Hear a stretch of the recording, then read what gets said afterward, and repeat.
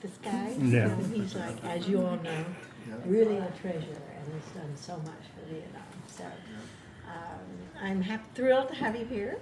I want you to feel free to, this is a house that I built. I started building it in 94, finished it in 96. So it was an empty plot of land. Just a very quick, I'm born in Montana, grew up in Kansas, moved to New York, moved to Tokyo in 84 with my husband. He dies there in 92. So I stayed another year, and then I thought, I'm living in the most expensive city in the world, and I don't have a job, and I gotta get out of here. And I read an article about a woman who's Swiss actually, but she was going to Cornell University studying Southeast Asian art, and she was getting her PhD in Vietnamese art. So she was living here in Hanoi in 92.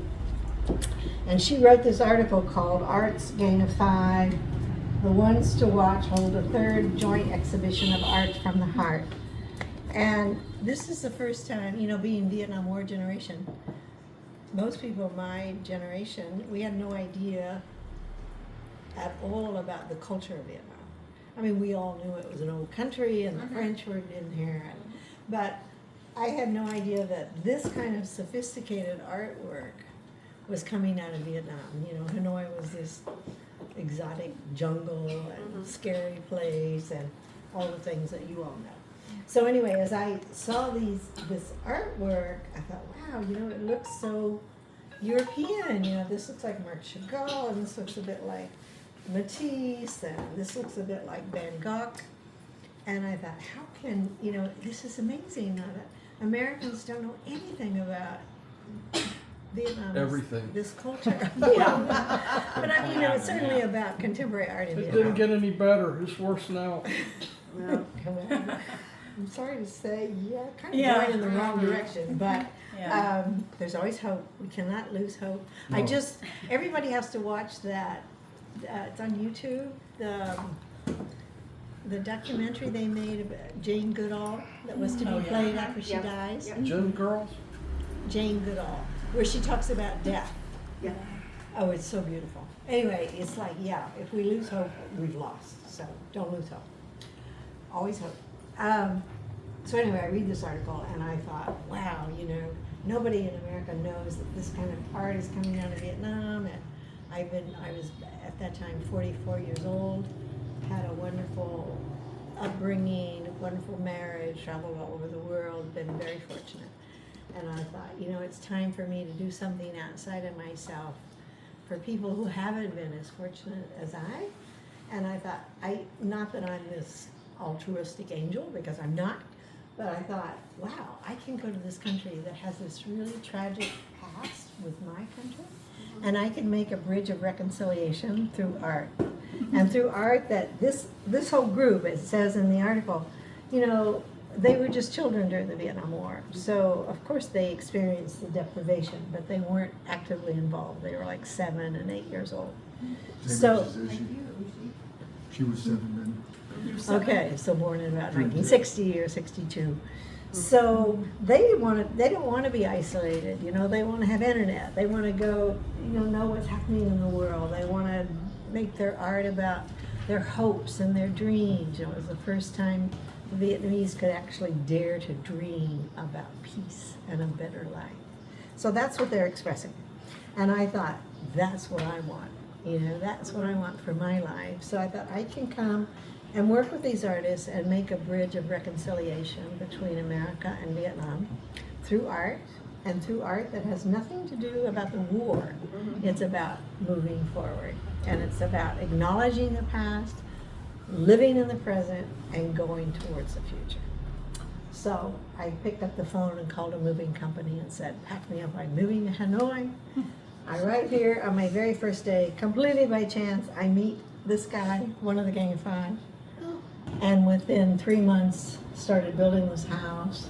Bought a U.S. Army Jeep, and I drove it from Saigon to Hanoi. Oh my gosh. You can imagine what that was like. The first U.S. Army Jeep in Hanoi, driven by a crazy lady and my friend, and that started my whole amazing life here.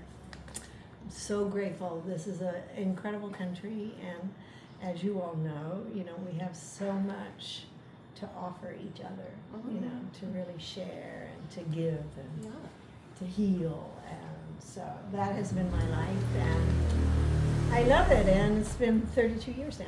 A life well Thank you. And we have up now, there's probably about 30 different artists. Not just, the Gang of Five kind of disbanded the minute I arrived. they didn't. I don't know what that says, but anyway. No, they just kind of went their own ways, and they never exhibited again together as the Gang of Five until I finally convinced them in 2017 to let me do a show for them, a retrospective. Yeah. And it was really wonderful. It was held in the Vietnam Film Studio, where they made all the propaganda all the films in the 1920s and 30s. It's a huge warehouse space, and they had in it, they hadn't used it for like 50 years. It was a mess, full of about a zillion bicycles, and they had all these stage sets. They had a jail, they had a train, they had cannons. So we used some of the stage sets as part of the exhibition. Oh, cool. Had this wonderful retrospective because I wanted to honor them. I said, you're the reason I came here. I've had this amazing life, and it was a way of honoring them and giving back a little bit. I always feel, no matter what I do here, I always feel if I've given 5%, I get back 500%. That's just, yeah. Very nice. So I want you all you can sit, stand, whatever, play the piano, sing. There's 3 floors, and the stairs are quite steep. That's why I wanted you to keep your shoes on. And there's no building codes in Hanoi, so we don't have rails everywhere. Yeah. So Be just careful. exactly. I call my house exercise in mindfulness. So you There you go. and your feet. Nobody's going to attack you or shoot you, but you might trip. So just be careful. And I'm happy to talk about anything that you want to know about. These 3 pieces, which I love, I just showed these. I just did a show of 9 Vietnamese artists in Greenwich, Connecticut in September, and it ended on November the 12th. So I just got the works back. Who did it? So this is an artist. Her name is Vo Tran Cho. She lives in Saigon, and her family lives near the docks, and they are embroiderers. So they used to collect all the old clothes that would come in. So, and her job was to work with her family. So what these are done, this is all about French colonialism and the imposition of their, using these native people as their, rather ruthlessly for their entertainment and hunting. But all of it is made out of scraps of fabric. So all of the portraits and the detail of the faces are just done by different shades of used fabric that she's put together.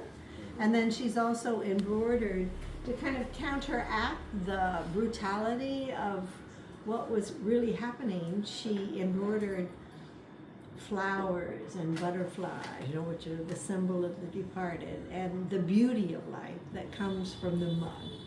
Like Thich Nhat Hanh, the lotus that blooms in the mud. So it's the yin and yang of life.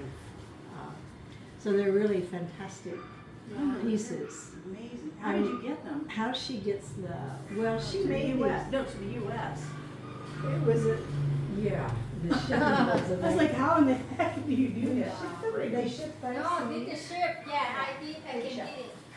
I did before some very heavy Took stuff. several months. Oh, that's my assistant's card. Take her card because she does Facebook and all that stuff that I don't do.